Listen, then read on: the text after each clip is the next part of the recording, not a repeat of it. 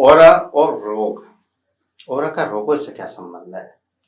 मनुष्य का ऊर्जा क्षेत्र हमेशा ब्रह्मांड से ऊर्जा ग्रहण करता है। शरीर में रोग आने से पहले हमारे शरीर के ओरा में वह बहुत पहले आ चुका होता है और ओरा का कलर चेंज हो जाता है, बदल जाता है। यह ओरा कवच हमारे जीवन में भी बदलाव ला रहा है। साथ ही साथ यही ओरा हमारे शरीर में रोगों को, नेगेटिव ऊर्जा को आने से रोकता है। हमारी देह, मन और भावना का अस्तित्व इसी ऊर्जा के कारण है। प्रभामंडल हमारा आवरण है जो हमारे आंतरिक ऊर्जा पिंड और बाहरी देह को लपेट कर रखता है। हमारे चक्र इस ऊर्जा आवरण के छिद्र हैं जो शरीर में बाहर से अंदर और अंदर से बाहर इस अनंत ऊर्जा के प्रभाव और परिवहन को संतुलित करते रहते हैं। यही ऊर्जा क्षेत्र आरोग्य और रोग के कारक हैं। यह जरूरी है कि हम रोग को गहराई से समझें। हम विश्लेषण करें कि रोग का अभिप्राय क्या है, यह क्या कहना चाहता है, यह क्या कह रहा है। प्रत्येक रोग हमारे शरीर की तरफ से एक संदेश होता है कि देखो, शरीर में कुछ गलत हो रहा है जिसको आप अनदेखा कर रहे हैं। और लेकिन हम अपने ही अंतर्मन की नहीं सुन पाते हैं और इस न सुन पाने को ही, बहुत जरूरी बातों को, शरीर की खास भावना को हम अनदेखा कर रहे होते हैं। कई बार आरोग्य प्राप्ति के लिए चिकित्सक की औषधि से ज्यादा इसी बात को समझने की जरूरत होती है कि रोग हमें क्या संदेश दे रहा है। प्रत्येक रोग हमारे शरीर में कुछ ना कुछ चेंजिंग करता है। जैसे अगर हाई बीपी होना शुरू हुआ है तो आपका कोलेस्ट्रॉल बढ़ना शुरू हो रहा है, या मधुमेह है अर्थात आपके शुगर का लेवल शरीर में बढ़ना शुरू हो गया है। कोई भी रोग या तो शरीर में कुछ बढ़ने से होता है या कुछ घटने से होता है। तो जो बढ़ना और घटना है वो संकेत है। आपका रोग आपको संकेत दे रहा होता है कि शरीर में क्या चीज अनियंत्रित हो रही है, क्या चीज बढ़ रही है, क्या चीज घट रही है। अब जो चीज घटने से रोग हुआ है, अगर कुछ ऐसा लेना शुरू कर दें कि रोग में जो घटा है वो संतुलित हो जाए तो रोग मुक्त हो सकते हैं। या फिर कोई चीज अगर बढ़ रही है तो क्या ऐसा लेना बंद कर दें कि वो बढ़ना बंद हो जाए, तो हम रोगों से मुक्त हो जाते हैं। तो शरीर के रोगों का संबंध गहरा संबंध है और इसको हमें समझने की जरूरत है। हम प्रत्येक रोग से ये जाने कि इसका मेरा क्या संबंध है, रोग क्या कह रहा है।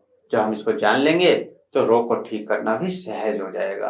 व्यक्ति की प्रत्येक भावना का, संकल्प का व मानसिक स्थिति का प्रभाव तंत्र और क्षेत्र पर पड़ता है और वह जैसी भावना करता है और उसी से घटता बढ़ता जाता है।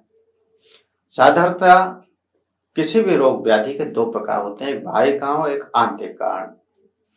आंतरिक कारणों से मानसिक रोग होते हैं, जैसे नकारात्मकता, चिंतन, क्रोध, घृणा, अहंकार, बदले की भावना, कटुता, असुरक्षा की भावना, असफलता की भावना, किसी अनुभव वस्तु का डर, अपराध बोध, लालच आदि सभी आपके आंतरिक कारण है, भावनात्मक कारण, आपके भाव जो रोगों का कारण बनते हैं। दूसरा बाहरी कारण, दूषित वातावरण का कारण, दूषित खान पान का कारण। दूषित वातावरण, कीटाणु, विषाणु, आहार विहार, दिनचर्या आदि का असंतुलन होता है, जिससे बाहरी कारणों से हमारा शरीर रोगों से ग्रस्त हो जाता है। तो जो बाहरी कारण है उनको रोकने के लिए हमें अपने खान पान पर ध्यान देना है, अपनी दिनचर्या पर ध्यान देना है और जो बाहर का वातावरण है उस पर भी ध्यान देना है। जैसे सर्दी आ गई तो आप गर्म कपड़े पहनते हैं, तो अपने बाहर के वातावरण पर, अपने खान पान पर, अपने आहार पर, अपने दिनचर्या पर जब आप ध्यान देंगे तो हम बाहरी रोगों से बच जाएंगे। अंदर के भाव, जब आप और क्षेत्र को हील करेंगे तो आपके भाव बदल जाएंगे। आप अब तक जो अभ्यास कर रहे हैं उन अभ्यासों से आप अपने अंदर बहुत से बदलाव महसूस कर रहे होंगे। अब तक आप लगातार 8-10 दिन से अभ्यास कर रहे हैं, तो आप देख रहे होंगे जो लोग लगातार अभ्यास कर रहे हैं वो लोग केवल अपने अंदर बहुत सारे चेंजिंग महसूस कर रहे होंगे। उनके अंदर जो आलस था वो खत्म होता जा रहा है, उनका शरीर ऊर्जावान होता जा रहा है, उनकी थकान खत्म होती जा रही है, जो बीमारियां हैं उनमें भी लाभ हो रहा है, क्योंकि पहले दिन से ही आपका शरीर हील होना शुरू हो चुका है। आपने पहले दिन से उस ऊर्जा को एब्जॉर्ब करना शुरू कर दिया है और 8-10 दिन में उसका प्रभाव आपको महसूस होने लगता है भौतिक शरीर पर। सूक्ष्म शरीर में या ऑरा क्षेत्र में तो वो प्रभाव बहुत पहले से महसूस हो जाता है, लेकिन भौतिक शरीर में प्रभाव आते तक 8 से 10 दिन लग सकते हैं। भावों में परिवर्तन पहले दूसरे दिन से ही लग जाता है। आपके अंदर चिंता है, आप डिप्रेशन में हैं, आपको नींद नहीं आ रही है, तो आप देखते हैं कि 1-2 दिन अभ्यास करने के बाद ही आपको नींद आने लगती है, आपका मन शांत रहने लगता है, आप अधिक ऊर्जावान हो जाते हैं। इसका मतलब आपके भावनात्मकता में परिवर्तन आ रहा है। वहीं भौतिक शरीर में धीरे धीरे दर्द कम होने शुरू हो जाते हैं। सबसे बड़ा प्रभाव भौतिक शरीर में वहां दिखाई देता है जब दर्द होते हैं। ऑर्गन्स में अंदर क्या बदलाव आ रहे हैं हमें जल्दी पता नहीं चलता।